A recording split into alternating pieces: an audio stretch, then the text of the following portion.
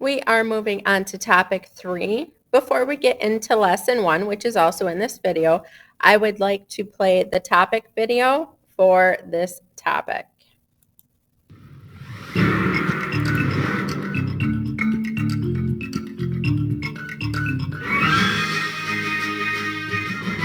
I love my job for a lot of reasons. One thing is that I learn something new every day that I come into work. My name is Molly. I am a conservator here at the Penn Museum. We examine objects, we document them, write reports, and we are carrying out conservation treatment. It never gets boring. The Egyptians wanted to take a lot of things into the afterlife with them, so a lot of these objects represent daily life. They also represent what they wanted the afterlife to be like. So many of these pieces did come from the tombs, and it gives us a really good idea of what the Egyptians were doing and their funerary practices. We have a lot of animal mummies in this museum's collection. We've worked on a lot of them here in this lab. One of them is this dog mummy, and we kind of guessed that it was a dog based on its shape. But the way that we can really see what's inside this dog mummy is by taking an x-ray of it. And he is pretty unique because he was buried with a human mummy. And so he must have been his beloved pet. Animal mummies are very similar to human mummies in their construction. We have already conserved this little dog, which included stabilizing some of the missing and tearing wrappings. So this is a nylon net that we use. It works really well because it's very sheer. We can paint or dye it to match the original linen, and we can apply it again in select areas or overall depending on the condition of the mummy. I have another object that I'm working on that is related to the mummy on the table behind me. This is a chest piece. It would have been placed over his chest, and it's made of cartonnage. With this piece, one of the biggest issues was that it was really dirty. We removed dust and grime from object surfaces using special vacuums and brushes. We also use sponges. All of that black material has come off of the surface. The objects that we are working on range from about 2,000 years old to 6,000 years old. So it's really important that we make sure that these things last for thousands more years so we can continue to learn from them. When we are making decisions about conserving an object, that process is carried out in close collaboration with our curators. So in my case, it would be with our Egyptologists. My name is David Silverman, and I'm the curator in charge of the Egyptian collection here at the Penn Museum. And we have over 50,000 Egyptian artifacts. Many cultures have a belief in an afterlife, and the Egyptians were no exception. They believed that if an individual had behaved well in this life and had the appropriate things necessary for the afterlife, they could go on forever. In ancient Egypt, much of the preparations that were done during life were for those things that they would need in the afterlife.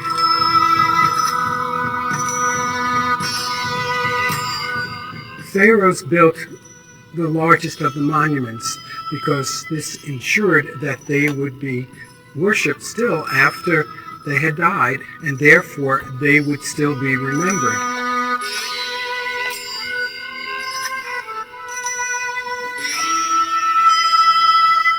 Egyptians believed that it was very important to be remembered after the individual died because that memory of them would ensure that they would continue to live in the afterlife. One of the important figures of the 18th dynasty, the first dynasty of the New Kingdom, was Queen Hatshepsut. She felt it was her right to become not only queen, but to become king. In modern times, if we don't like a political electee, we can impeach them. In ancient Egypt, they did something that they must have thought was even worse. On the left side, we can see where Hatshepsut's name originally was, but had been hacked out after her death. Shortly after Hatshepsut had died, eventually all of her monuments and her name was destroyed, and probably within 3 generations, she was forgotten, and so the king lists of the following dynasty do not include her name. If you're not remembered, you cease to exist in the Egyptian understanding of the afterlife. An Egyptologist looks not only at one thing, but they will look at everything about an artifact or a building. Clues will come to us from all different aspects. Most Egyptologists like to read history, but for fun, they read detective stories. And actually, that's what my work is. Every day is another detective story. I have a mystery. I have to figure out how to solve it. And to me, that's a wonderful job.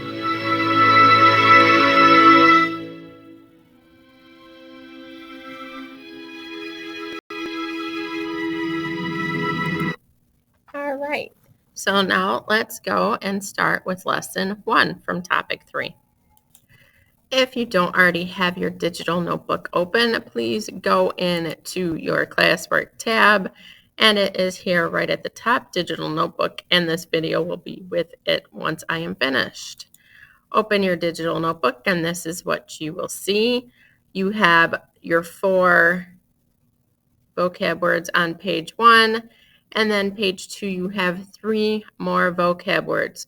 So please go to either my PowerPoint, your Frayer, or this list of vocab words right here and define these vocab words on pages 1 and 2, all 7 of them. Please make sure you use this definition. If you do not, you will not have the correct definition for the quiz.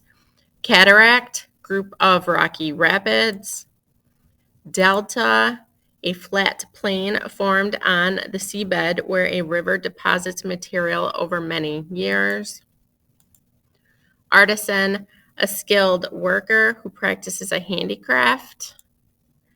Pharaoh, king of ancient Egypt. Dynasty, a series of rulers from the same family. Bureaucracy, system of many government officials who carry out government rules and regulations. And finally, mummy, a body that has been preserved so it will not decompose. Please take 7 minutes, since there are 7 words, and define these words now. Lesson 1. Egypt under the Pharaohs. Like the Fertile Crescent of Mesopotamia, Egypt was home to one of the world's first great civilizations. As in the Fertile Crescent, Egypt's civilization developed in a river valley with rich soil. However, Egypt's geography and culture differed in many ways from those of the Fertile Crescent. All right, let's go ahead and watch this video, Pharaohs of Ancient Egypt.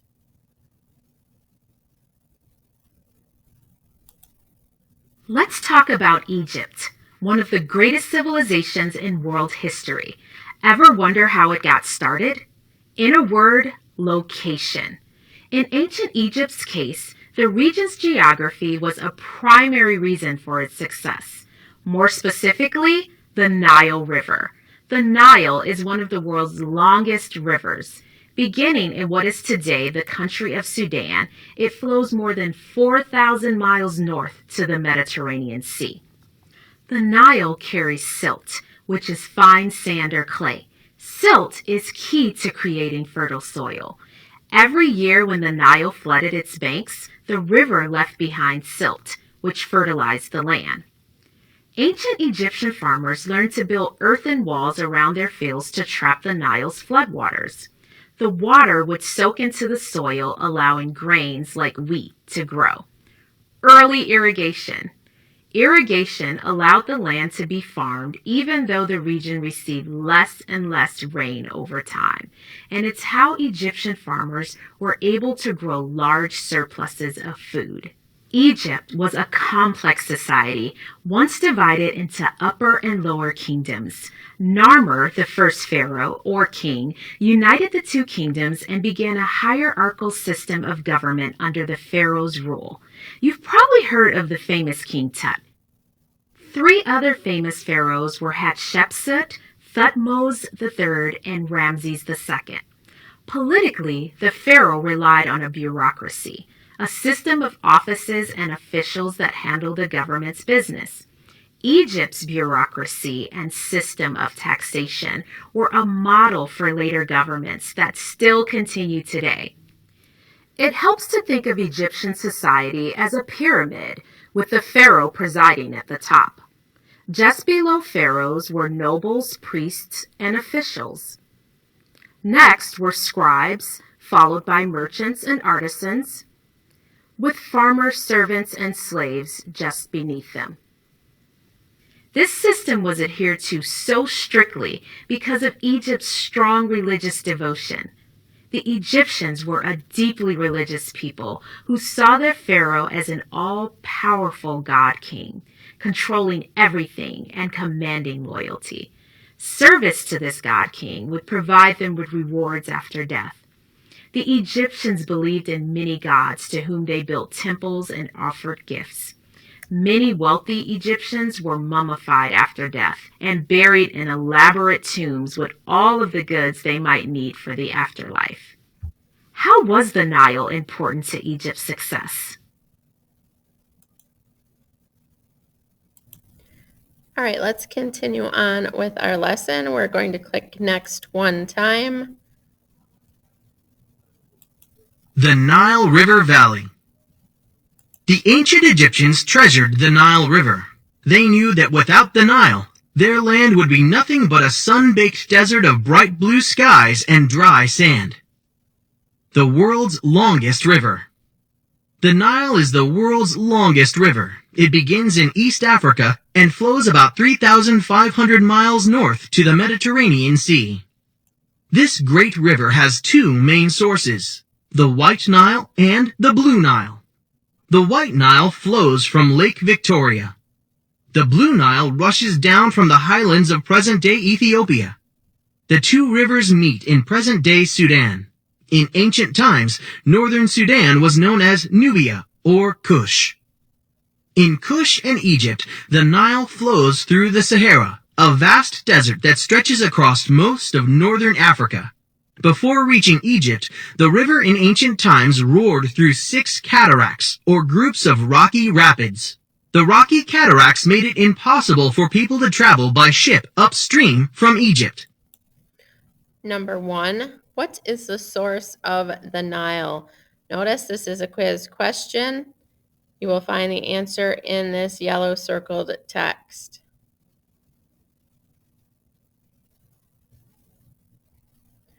Number 2, how many cataracts did the ancient Nile River go through?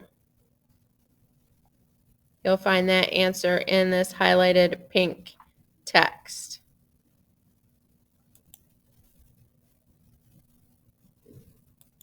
Upper and Lower Egypt. Below the cataracts, the Nile flows through a narrow valley lined with cliffs. This region is known as Upper Egypt because it is upstream from the Mediterranean Sea. The river carries silt, fine mineral particles that can form fertile soil, from its sources in East Africa. Near the end of its journey, the Nile slows down and fans out into many streams and marshy areas. As it slows, the river drops its silt. Over thousands of years, this silt has built up to form a large river delta. A delta is an area of sediment, soil, or minerals carried by water, deposited at the mouth of a river. The Nile Delta forms the region known as Lower Egypt. Number 3, what is silt? You'll find that answer in the green highlighted text.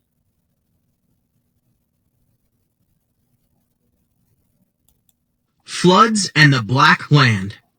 A narrow strip of fertile soil lines both banks of the Nile and covers its delta. This rich, dark soil was so important to the Egyptians that they called their country Kemet, which means the Black Land. The yearly flooding of the Nile created the Black Land. Each summer, heavy rainfall in East Africa poured into the Nile's sources.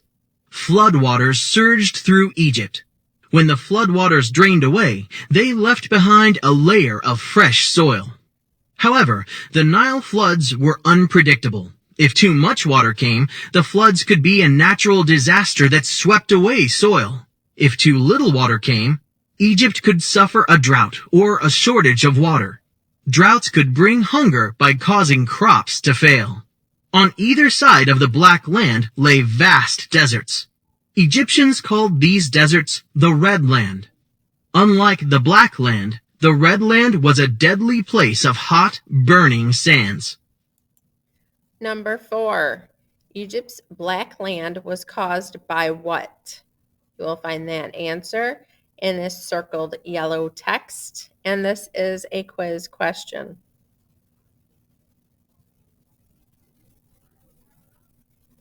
Number 5. What happened because the floods were unpredictable? When there was too much water or too little water, what happened? You will find that in this blue highlighted text.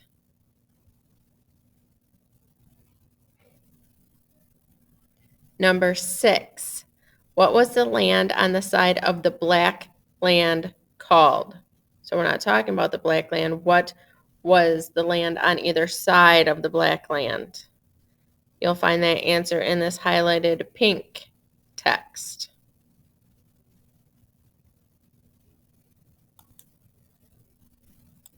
How did Egyptian civilization develop? More than 7,000 years ago, people began growing grains in the fertile soil left behind by the Nile floods.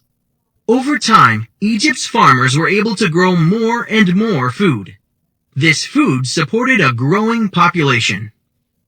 Agricultural techniques create a surplus. Egyptian farmers learned to build earthen walls around fields to trap the Nile's flood waters. The water soaked into the soil and allowed grains such as wheat to grow. This simple form of crop irrigation allowed farmers to grow more crops and produce a food surplus, or an amount of food greater than their own family's needs. Irrigation of the Nile allowed the land to be farmed even though the region received less and less rain over time. You will read how farmers used similar techniques along the Indus River in India and the Huanghe in northern China. Number 1, crop irrigation allowed farmers to do what? You will find that answer in this pink highlighted paragraph.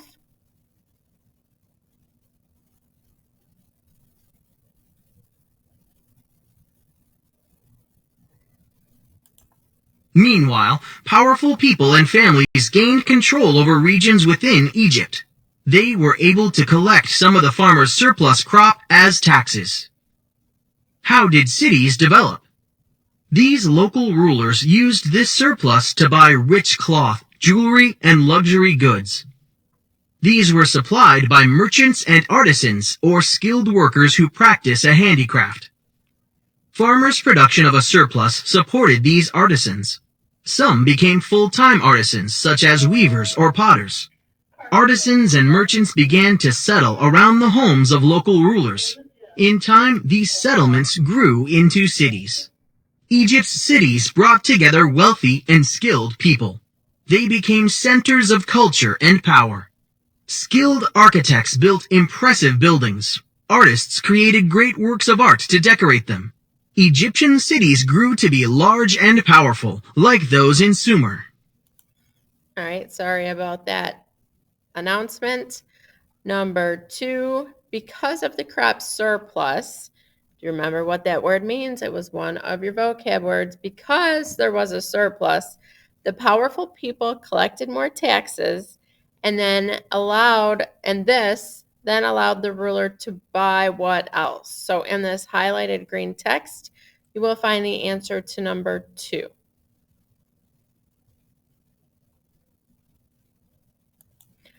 On to page 6 of your digital notebook. Analyze this image. It's the same image on, clicking next 2 times. It's at the bottom that we just went through. So you have the same image. There we go. Analyze. The illustrations show croplands during and after the Nile's yearly floods. This is obviously after the flood. This is during the flood. See how far the water goes up onto the land. So, how did the yearly floods help Egypt's farmers? We kind of already answered that in previous pages. And 5, how did growing a surplus, there's that word again, of crops affect ancient Egypt? What did the surplus of crops do for ancient Egypt? take a few minutes and get those questions answered. Moving on to page 7 in your digital notebook. The Kingdoms of Egypt. During the 3000s BCE, two kingdoms developed in Egypt.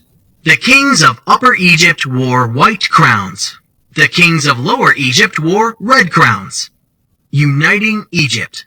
You might remember that the city-states of Sumer never united under one kingdom. However, Egypt's two kingdoms did unite. Legends say that Narmer brought them together in about 3000 BCE. This made him the first pharaoh, or king, of a united Egypt. He wore a double crown of red and white and founded Egypt's earliest dynasty. A dynasty is a ruling family. Normally, control passed between members of a dynasty. Sometimes, however, a new dynasty gained power. Historians divide Egypt's history into periods based on kingdoms and dynasties. Number 1, who was Narmer? You will see this is a quiz question. Your answer will be in this circled yellow text.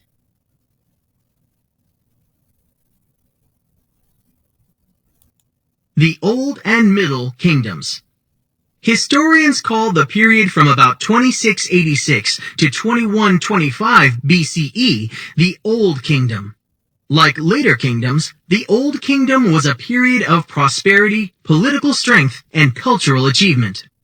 After a period of civil wars, the Middle Kingdom began. It lasted from about 2055 to 1650 BCE. Pharaohs of the Middle Kingdom dealt with one of Egypt's major environmental challenges, the Nile floods. As the Sumerians had done in Mesopotamia, the pharaohs built a system of canals that could drain dangerous floodwaters and irrigate new farmland. Number 2, when was the period of the Old Kingdom? You will find that answer in this pink highlighted text.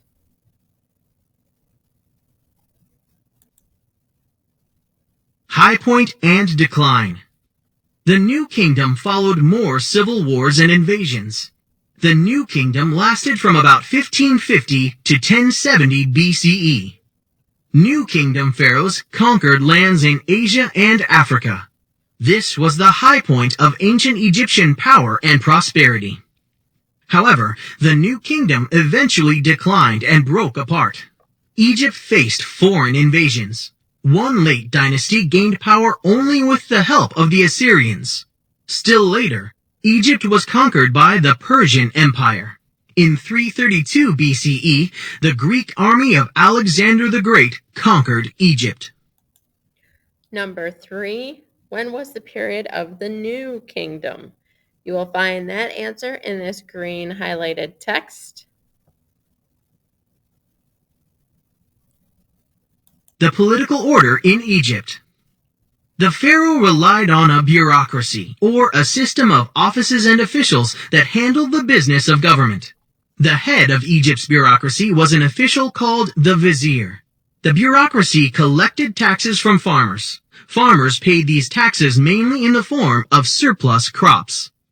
The bureaucracy took some of this surplus for itself. It distributed the rest to priests, to the pharaoh, and to artisans and merchants who worked for the pharaoh. Egypt's bureaucracy and system of taxation were a model for later governments, including those of today. Number 4, what were 2 of the bureaucracy's duties?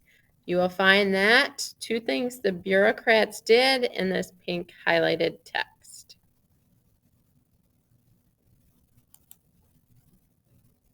How was Egyptian society organized? To control Egypt, pharaohs needed the loyalty and labor of the people. Egypt's social order provided both. Egyptian society was shaped like a pyramid. The pharaoh was at the top of that pyramid. Egyptians believed that gods controlled everything. The pharaoh controlled Egypt, so people saw him as a god king who deserved loyalty. Just below the pharaoh were nobles, priests, and officials. They helped the pharaoh govern Egypt. Scribes kept records for Egypt's bureaucracy. Merchants and artisans made up a middle level. Painters, stonecutters, and builders spent their lives working on temples and tombs. Farmers were lower on the social pyramid. By far, most of the people of ancient Egypt were farmers. During the growing season, farmers raised Egypt's food. For the rest of the year, many were required to work as laborers on the pharaoh's building projects. Most did so willingly out of religious devotion. They believed that if they helped the god king, they would be rewarded after death. Slaves were at the bottom of the social pyramid. Many were prisoners of war or debtors who were freed from slavery after serving for a period of time. Slaves were the property of their owners and had to do forced labor. Number 1, since the pharaoh was at the top of the pyramid, people saw them as a blank blank. You will find that answer in this green highlighted text.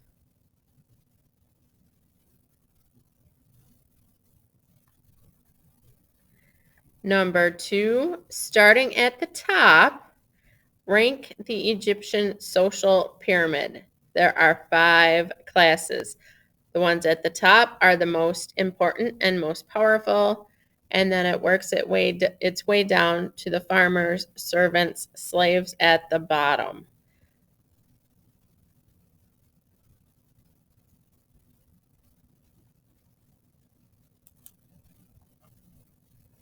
Egyptian religion.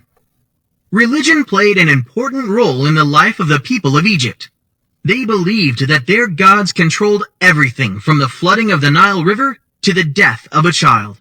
Their gods could be kind or dangerous. To please the gods, Egyptians built them temples and offered prayers and gifts. Many gods. Like the Sumerians, ancient Egyptians were polytheists. They worshipped hundreds of gods. Many were associated with animals. Statues or other works of art often show a god with the head or body of a lion, a crocodile, or some other creature. Egyptians believed that gods shared the qualities of these animals, such as their strength, speed, or bad temper. One of the most important gods was Amun-Ra, the sun god. Egyptians believed that Amun-Ra made a daily journey across the sky. Each night, he died in the west as the land grew dark.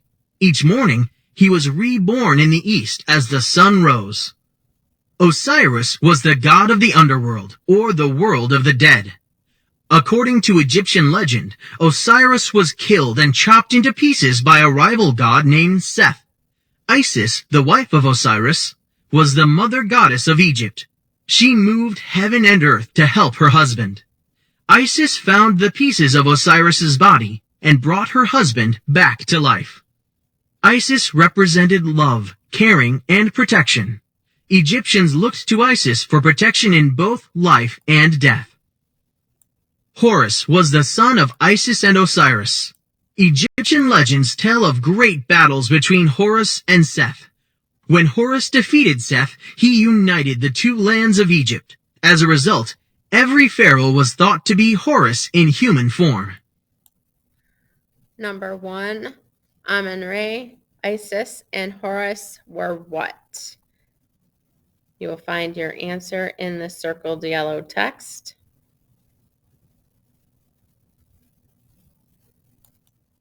Religion and society. The belief that the pharaoh was a god on earth contributed to the power of the pharaoh. People obeyed the pharaoh and his officials for fear of angering a god.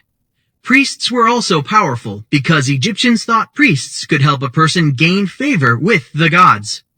The priests of the temple of Amun-Ra in the city of Thebes were especially powerful. Preparing for the afterlife. Egyptians believed that they, like Osiris, could overcome death. Life on earth could lead to an afterlife or life after death. However, this required preparation. The first way to prepare for the afterlife was to live a good life. Egyptians believed that Osiris decided who would have an afterlife. Those who had lived good lives would be allowed to live forever, but the sinful would be destroyed. Preserving the dead. The second way that Egyptians prepared for the afterlife was by preserving their bodies after death. Egyptians believed that their spirit would need to recognize their preserved body and use it as a home. Poor people were buried in the desert, where the hot, dry sand quickly dried out their bodies. Wealthy Egyptians had their bodies made into mummies. A mummy is a body preserved by a special process. The knowledge of this process was one of ancient Egypt's great achievements. From mummies, scientists have learned much about life and death in ancient Egypt. Number 2, how did Egyptians prepare for the afterlife? List both ways. I have 2 different paragraphs highlighted in blue. The first way is the first paragraph. The second way is the second paragraph.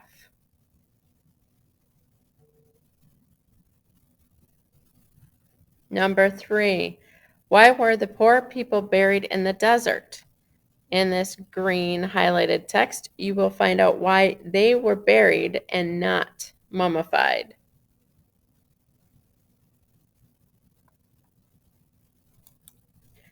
We are going to skip the interactive gallery. It's the Egyptian religion gallery, talking about the gods, the mummies, sarcophagus, the Great Sphinx of Giza, priests, and Abu Simbel. Actually, I think I am going to read through these. So, gods. Egyptian religion was polytheistic, which means that people worshipped more than one god. The gods represented natural elements such as the sun, the air, and the earth. Egyptians believed the gods had the power to affect people's lives and that people needed to keep the gods happy. In this papyrus art, the pharaoh Horemheb is meeting with the gods Anubis and Iris. So you have these 2 gods and you have the pharaoh meeting with them. Mummies. Egyptians believed that souls could animate the body of a dead person. By preserving bodies as mummies, they believed a person could have an existence after death. Scientists today have learned a lot from studying Egyptian mummies. For example, the mummy of Ramses V provides clues about his death in his early 30s. He had smallpox. That is a disease that killed people back then because they did not have the medicine we have today. Sarcophagus. The ancient Egyptians buried their dead in a stone coffin called a sarcophagus. Bodies in a sarcophagus were protected so they could be reanimated in the afterlife. Tomb robbers could not open these stone coffins. Early sarcophagi were made to look like palaces. Later, sarcophagi, like the one shown here, were made to look like the pharaoh buried inside them. And that's what we saw with King Tut as well. The Great Sphinx of Giza. The Great Sphinx of Giza has the head of a man, but the body of a lion. It's at least 4,500 years old, but could be much older. It is about 240 feet long and 66 feet high. It is one of the largest statues in the world. Scholars are still unsure who built it and why, but some experts believe it represents the pharaoh making a sacrificial offering to the sun god. Priests. Priests had an important role in ancient Egyptian society. They helped maintain the social structure and preserve traditions. The leader of all the priests was called the high priest. He gave advice to the pharaoh and was a religious leader. Other priests were scientists whose observations helped measure the water level of the Nile River. This helped farmers decide when to plant crops. This carving shows a priest conducting a religious ceremony. Carvings like this one often included explanation in hieroglyphics. Abu Simbel. Ramses II built the Abu Simbel temples during his reign to honor the sun gods Amun-Re and Re-Horajput. T. The ancient Egyptians worshipped the sun because it provides light and is necessary for life to exist. They believed the sun was a source of wisdom and guaranteed justice. The sun god was the ancient Egyptians' most important god.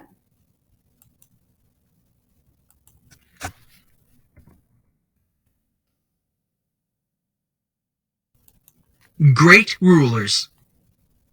Hatshepsut, Ramses II, and Thutmose III were powerful New Kingdom pharaohs who shaped Egypt's history. Hatshepsut. Hatshepsut was one of the few women to rule Egypt. She was the daughter of one pharaoh and the wife of another. When her husband died, he left a son named Thutmose III, who was too young to rule. So Hatshepsut decided to make herself Egypt's new pharaoh. Some Egyptians did not want to bow to a woman. To gain their support, Hatshepsut carried out all of the rituals expected of a king. Her statues showed her dressed as a king. She even wore the false beard that was a symbol of the pharaoh's power. Most Egyptians came to accept her rule. The god's wife, Hatshepsut, executed the affairs of the two lands according to her counsels. Egypt worked for her, head bowed. A government official during Hatshepsut's reign, from the 18th dynasty before the Amarna period, by Betsy M. Bryan in the Oxford History of Ancient Egypt. Hatshepsut's rule was peaceful. Hatshepsut built Egypt's wealth and power through trade. She sent traders by sea to a land called Punt in East Africa. They returned with precious wood, ivory, gold, and perfumes. Hatshepsut recorded the story of their journey on the stone walls of an enormous temple that she built. Number 1. Hatshepsut was the blank of one pharaoh and the blank of another. When her husband died, he left a son named Thutmose III, who was too young to rule. So Hatshepsut decided to make blank Egypt's new pharaoh. You can fill in these 3 blanks by reading and finding the missing words in this pink highlighted text.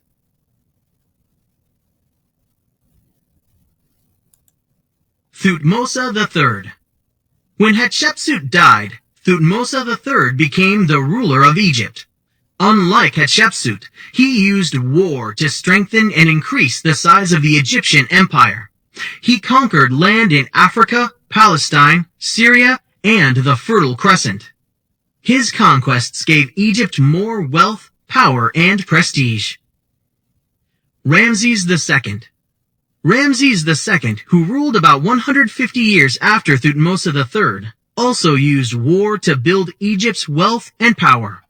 He spent the first half of his time as pharaoh fighting in Canaan and Syria in the Fertile Crescent. In 1275 BCE, Ramses II led his army against the powerful Hittites. The two armies fought in Kadesh in present-day Syria.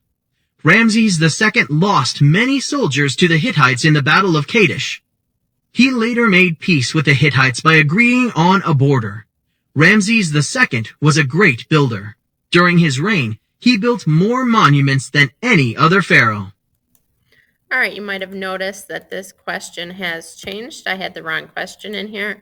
So, number 2, which Egyptian pharaoh built the most monuments? This is a quiz question, and you will find that answer in this yellow circled text. On the last page of our digital notebook, we have Ramses II. 5 things to know about him. So this is his biography. We have he became pharaoh when he was very young and ruled for 66 years, the second longest reign in Egyptian history. Second bullet point, in addition to ruling as pharaoh, Ramses also led the Egyptian army and conquered a large amount of territory. Third bullet point, Ramses won his greatest fame in the Battle of Kadesh, where he fought off a surprise attack by a much larger Hittite force. Next bullet point, he brought tremendous wealth to Egypt and built many temples. Last bullet point, When Ramses died at over 90 years of age, he was beloved throughout Egypt. On page 11, you have 5 questions. They correlate with these 5 bullet points. Please take a few minutes and get these questions answered. In review for your quiz, page 1, you have 4 vocab words. Page 2, you have 3 vocab words. You need to have them all defined with the Savas or PowerPoint definition. Page 3, number 1 is on the quiz. Page 4, number 4 is on the quiz. Page 7, number 1 is on the quiz. Page 9, number 1 is on the quiz. And page 10, number 2 is on the quiz.